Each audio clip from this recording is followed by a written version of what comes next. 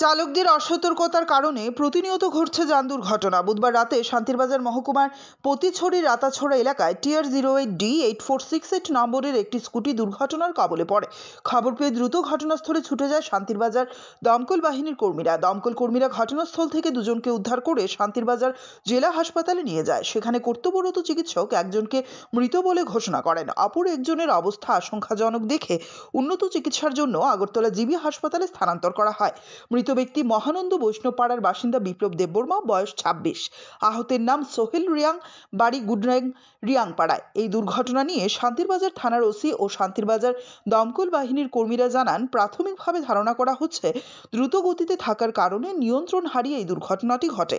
জানা যায় স্কুটিটি একটি গাছের সঙ্গে সজোরে ধাক্কা লাগে।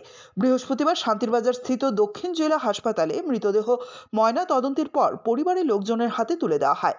রাত্রে 9:50 নাগাদ আমাদের কাছে খবর আসে যে মনপাথর রাতাছড়া এরিয়াতে একটা বাইক দুর্ঘটনাগ্রস্ত হয়। তো বাইকে যে দুজন আরোহী ছিলেন, একজন আরোহী স্পটেই মারা যান, আরেকজন ইনজিওর্ড আছে। ওদের নাম যে মারা যায় ওনার নাম বিপ্লব দেববর্মা, আর ইনজিওর্ড সোহেল রিয়াং। প্রাথমিকভাবে কি ধারণা করা হচ্ছে? প্রাথমিকভাবে একটা ওভার স্পিড ছিল, আর এটা নিজেই একটা গাছের সঙ্গে তারা ড্যাশ মারে গাছের সঙ্গে। অনেক 9:10 মনোপথর পিএস থেকে আমাদের কাছে ফোন আইছে যে ডকবেটের সামনে একটা অ্যাক্সিডেন্ট হয়েছে বাইক। তো আমরা গেছি, আমরা 9:10 গেছি, যাওয়ার পরে গিয়ে দেখছি দুজন লোক ফিরে এসেছিল, ভদ্রলোক। এরপরে আমরা দুজনই টেস্ট করে আনছি। একজনের নাম হয়েছে বিপ্লব দেববর্মা, বয়স 26, আরেকটা হচ্ছে সোহেল রিয়াং, তার বয়স হচ্ছে 22।